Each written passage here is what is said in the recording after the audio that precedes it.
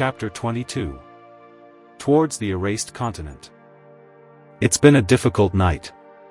But after much reflection, logic dictates this choice. For Clara and me, there is no longer any doubt. To leave and join Africa. It's on this forgotten land that we hope to rebuild our lives. We'll be migrants fleeing a hostile place of carnage.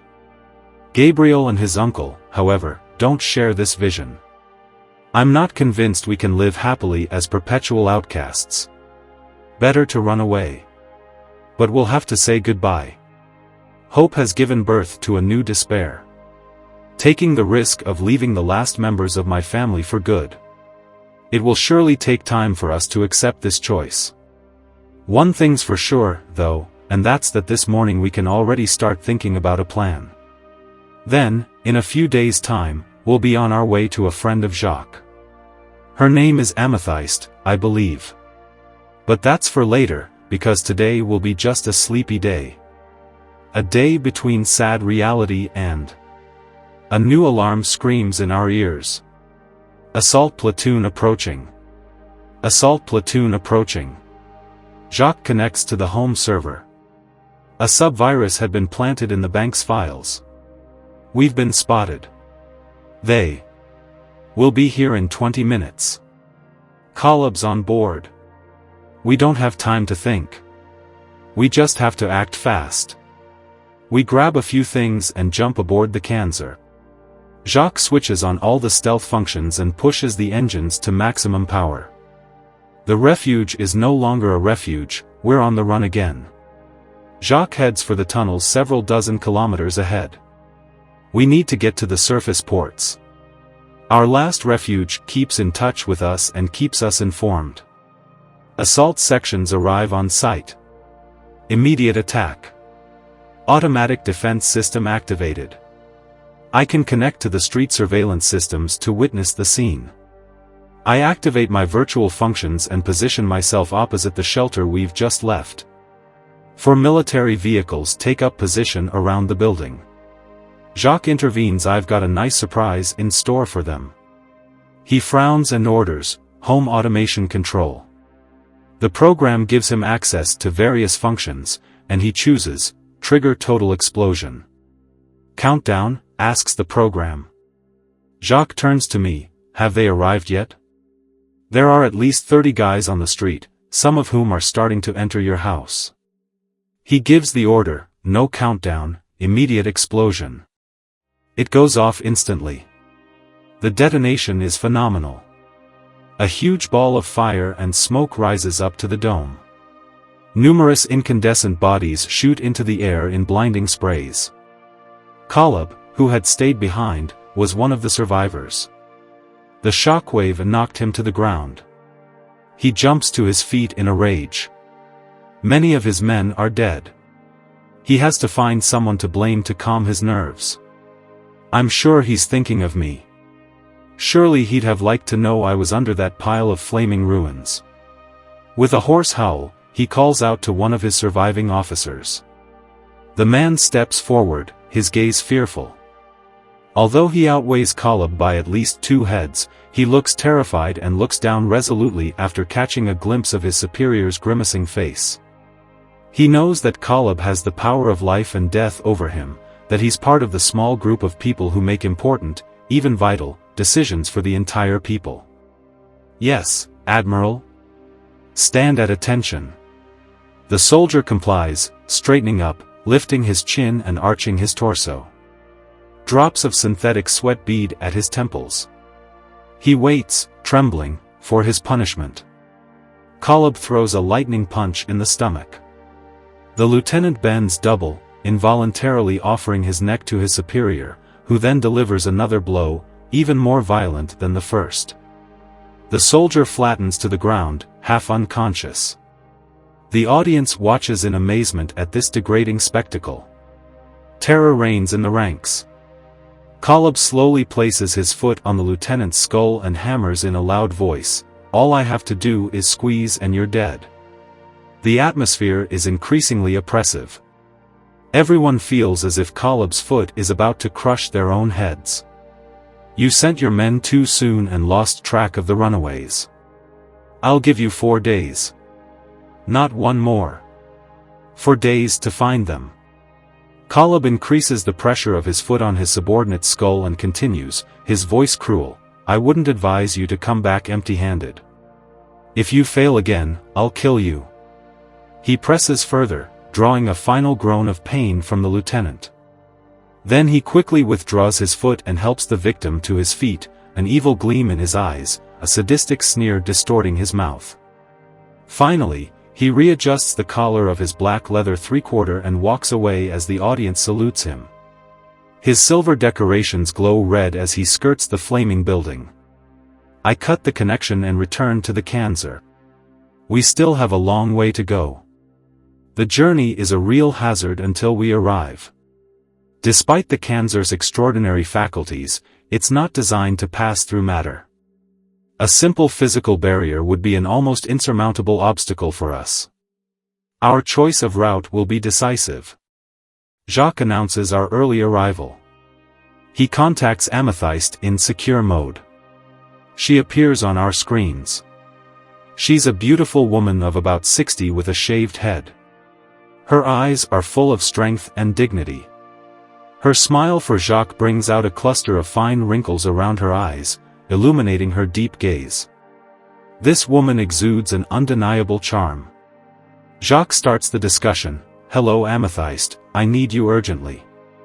She replies, looking worried, Hello Jacques. I'm aware of your misfortune. Ask for anything you want, and I'll do what I can.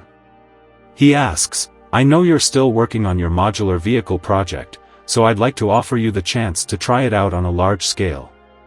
Amethyst smiles, seems favorably receptive and responds without hesitation, I understand. I'll get it ready and waiting for you. Be very careful. Jacques smiles and replies, See you soon, Amethyst. We're on our way. But he doesn't cut immediately. He looks at her. She looks at him. There seems to be a very special connection between them. Suddenly, the Kanzer alerts us, barrage ahead. Roadblock ahead. It's best not to force our way through. The Kanzer is solid and powerful. But I'm not sure it can take on a heavy military roadblock on its own. We turn right. Our route will be longer, but further on it will certainly be easier. Gradually, the tension eases. Clara approaches Jacques. She's fully aware of the situation and its impact on our lives. And her attachment to Jacques gives her a certain sense of guilt. She puts her hand on his shoulder and says softly, I hope you don't have a grudge against us, uncle. Jacques smiles, but can't fight back the tears. He takes Clara's hand in his, gives it a long squeeze, then brings it to his mouth for a kiss and answers no, I'm not angry with you. You're right to leave. Epoxia isn't a beautiful country. If I'd been younger, I'd have left too.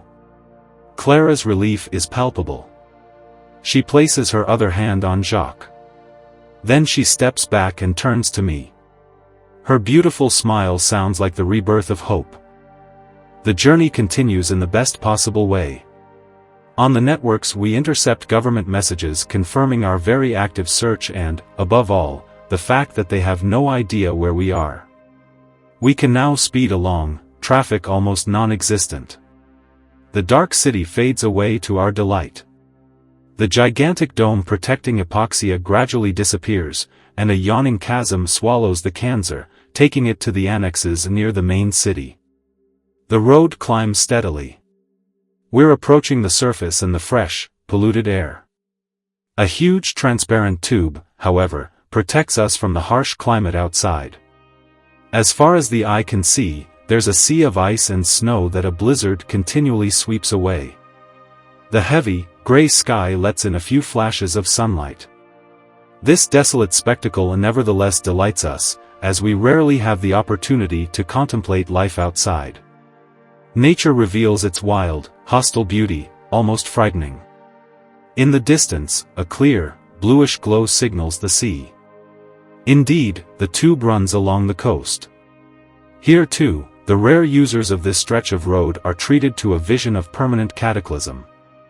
The raging ocean stirs up gigantic waves that fall with a deafening crash and a gush of frothy foam. Some of them, by Gabriel's reckoning, are as high as 60 feet.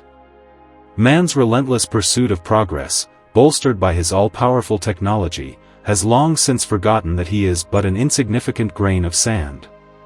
Pollution and, above all, nuclear testing in the stratosphere have pushed the planet out of its orbit, and humanity has had to resign itself to taking refuge in the heart of the Earth's crust. Over the past century or so, the Earth has receded several 100,000 kilometers from the Sun. As a result, temperatures have dropped by an average of 30 degrees across the globe, forcing us to live as recluses under the shelter of artificial domes. Another hour on the road, during which we watch in awe as the waves break. The tumult reaches us through the tube and we listen in silence. The coastal contour forks sharply to the left, and a wide enclave appears, stuck to the giant glacier.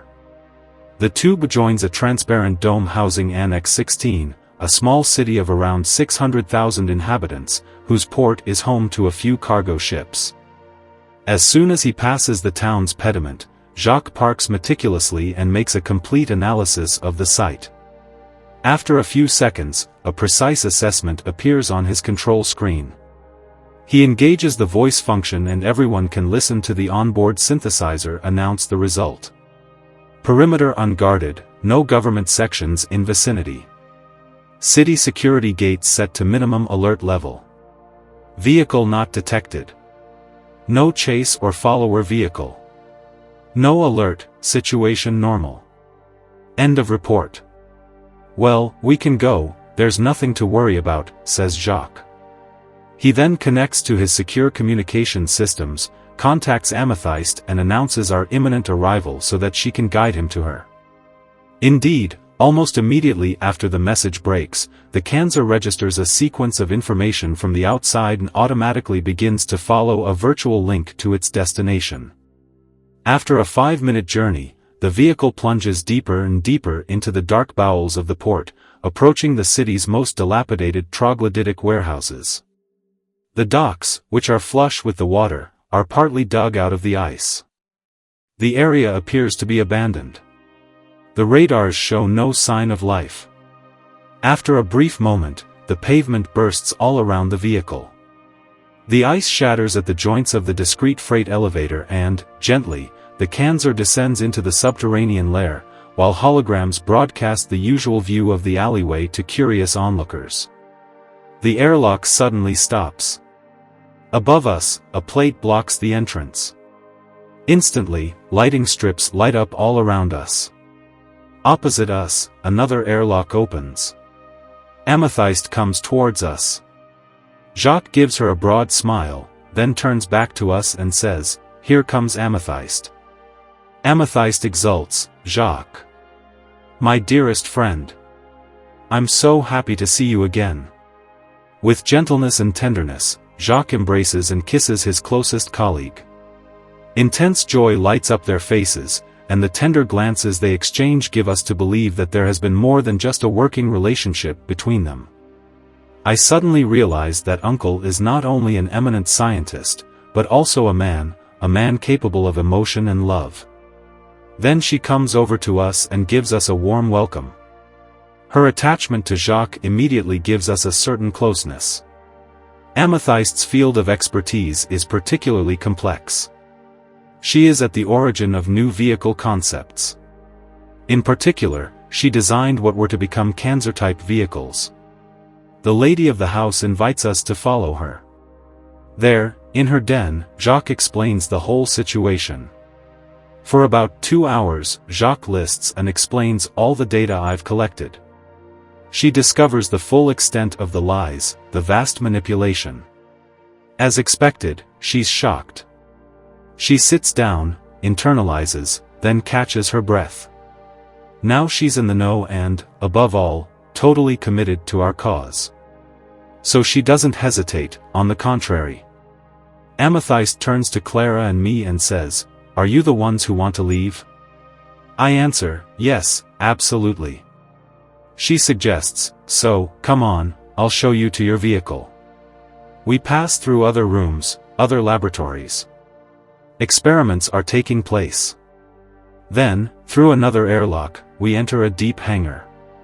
Before us stands a majestic machine, a kind of vessel with clean, modern, harmonious lines, and the beauty and majesty of a gigantic bird. Amethyst proudly declares, "This is the Lambda." Magnetic grapples hold him magically in the air. It floats, motionless. Its great wingspan gives it an undeniable impression of power. It must be faster than a meteor. Behind the machine, a basin leading to the outside is skillfully concealed by holograms, offering the vision of a simple extension of the dock. Amethyst introduces us to her machine, saying, "The Lambda is a new concept in vehicles. Until now, all have been content to become increasingly efficient in a particular field. Flying machines, land vehicles, marine vehicles, and so on. The Lambda is the first in a line of hybrids. It can fly, sail and dive like any submarine. The Lambda was designed as a stealth aircraft with unique capabilities. We're all in awe of the striking appearance of this machine." Amethyst suggests, "Would you like me to give you a detailed presentation of the machine?" "Yes, please." Amethyst then points to two spikes under the cramped, narrow fuselage and declares, "These are what I call pointhawks. Their purpose is to enable you to cut through the waves at very high speed.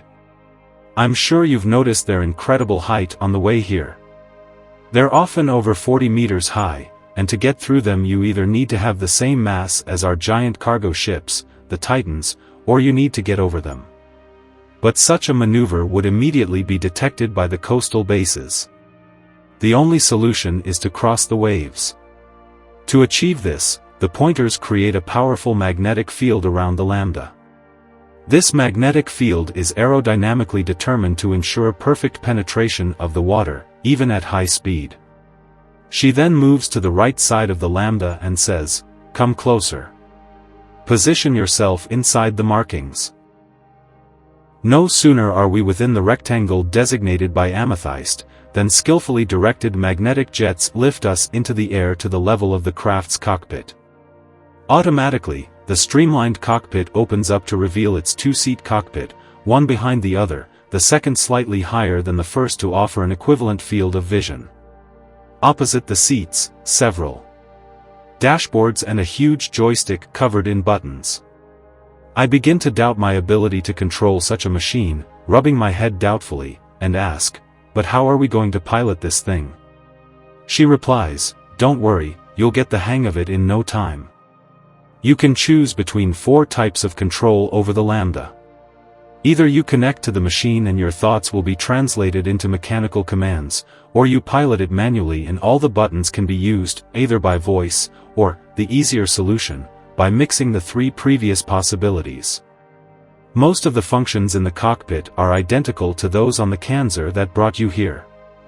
As I've been waiting for your visit, I've included a navigation aid.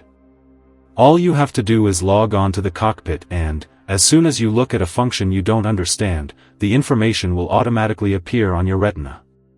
You'll then have all the information you need in your field of vision. When it comes to Lambda's travel modes, you can choose between fast navigation, diving or flying. Take a look."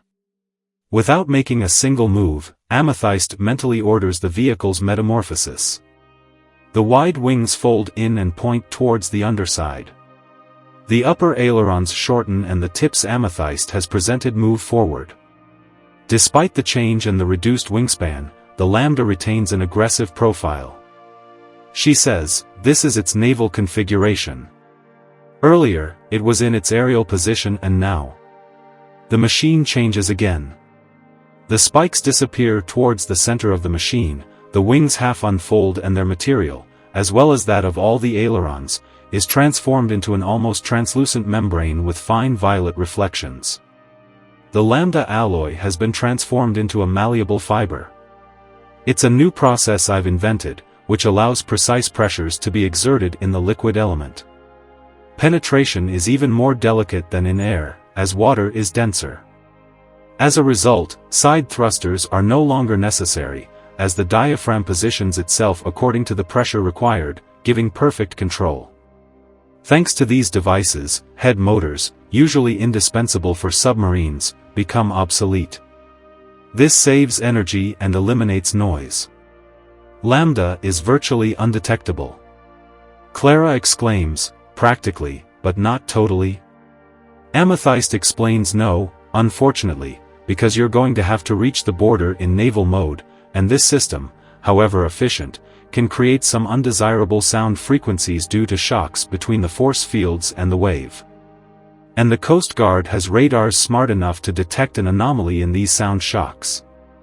You have two options, either zigzag along, changing speed as often as possible, or wait for the next big hailstorm to cover up the unwanted noise. The problem is, the next hailstorms aren't due for another 3 months. I rub my chin, then look questioningly at Clara. She nods. I declare, resolute, we're leaving. 3 months is out of the question. Amethyst gives a telepathic command. Immediately, 2 protuberances form on the Lambda's hull to facilitate access. All we have to do is take 1 step and our great journey begins. But the prospect of separation slows our momentum. Emotion knots my throat. I dare not look away from the cockpit. Behind me, my brother breathes harder, and when I finally turn to him, I see his wet eyes. A heavy silence crushes us. Seconds pass and the sadness turns into an almost palpable tension. Clara moves towards Jacques, who holds her tightly. Gabriel and I embrace almost brutally, as if we were never to meet again. Amethyst has stepped back, aware of the pain that these heartbreaking moments awaken in us. I look my brother straight in the eye and say, Gabby, I know you want to avenge our father. I understand your anger. I have the same. It's legitimate. But promise me you'll think it over and wait before you act. You and I, alone against this whole system, we don't carry much weight. And I don't want to stay here anymore. Take care of yourself and Jacques, too. You'll have to protect him. He answers, his voice trembling with emotion, I promise. You can count on me. Listen, you have to know, you've been more than a big brother to me. Sometimes you've taken Dad's place. I'm proud to be your brother. We break down and let go of any excessive, misplaced masculinity. We cry our eyes out and hold each other tight. We may never see each other again. But I try to put things in perspective. I turn to Jacques and hug him as tightly as I hug my brother. I love this man as much as if he were a surrogate father. I owe him so much. But the words won't come. Not from my mouth, not from mine. Emotion suffocates us, renders us mute. The tears that flow express our grief better than words. After some final effusions, I take a few steps back, holding Clara by the shoulders, and try to address everyone. I'm not saying goodbye, but simply au revoir. I hope you'll soon have the same determination to change course as we do. I hope that. But I can't finish my sentence. Emotion is crushing my throat. Time to go. We settle into the aircraft. As the gangway descends with the 3 friends we're leaving behind, I bring a hand to my lips and send a silent kiss to those I love and will be leaving behind. The cockpit closes and a harness instantly secures us against the bucket seat. Ergonomic functions then modify our seating position to suit our morphology. Gabriel, Jacques and Amethyst give us a final wave as their platform descends to ground level. We watch the familiar faces disappear. A light indicates that our luggage has just been placed in the aircraft's cargo hold. I pull my connection cable from my left forearm and attach it to the socket on the control panel. I order, voice control, startup sequence, turbine power up. A whistling sound is immediately heard and the buttons corresponding to the required functions start to glow. Ignition, a detonation responds to my injunction. Gradually, the sound of the engine systems diminishes, soon to be replaced by a gentle hiss. The magnetic grapples deactivate, leaving the Lambda free to move. Reduced speed, I gently push the joystick forward. Suddenly, Amethyst's voice echoes in the cockpit. Nathan, put the vehicle in a low position so that we can get out and order the naval configuration. Bon voyage and good luck. The Lambda takes on its wave-smashing form. I reduce the energy of the anti-gravity discs to lower the ship to the level of the exit portal and, as soon as it's opposite, I push the joystick forward. Stealth function engaged. The anti-spotting devices kick in and the Lambda becomes invisible. We pass the hologram at the far end of the dock. Now we're in the harbor. Alone against all odds. Fragile in the face of our destiny. I head for the harbor exit, past the quay. A few Titans are moored nearby. About 3 kilometers away, the calm waters come to an end. The protective dome is coming to an end, and will soon be entering the tumultuous waves. I look at the many controls scattered around me. I'm not interested in any of the functions. With the help of the pilot assistants, I find the force field function. To my right, a button flashes. I press it, and a bulwark of energy immediately surrounds us. The port is already far away. I push the throttle. The first wave approaches at high speed. Clara and I keep quiet and grit our teeth. This gigantic blade could break us. I see my companion shudder and reassure her as best I can. Then I turn my attention back to driving. 600,300, 150 feet, contact. No deviation perceptible. No violent movement, just as Amethyst had told us. Nothing but the short, sharp cry of the wave tearing around the Lambda. Clara sighs with relief. Reassured, I push the throttle forward. The instruments announce a speed of 500, then 600 miles per hour.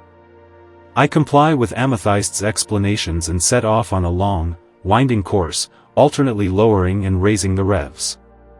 One giant wave follows another, interspersed with smaller ones that our vehicle schemes over. We've already covered 30 miles. Only 100 more to the sea border. The Lambda behaves like a scalpel blade slicing through the wild waves before it.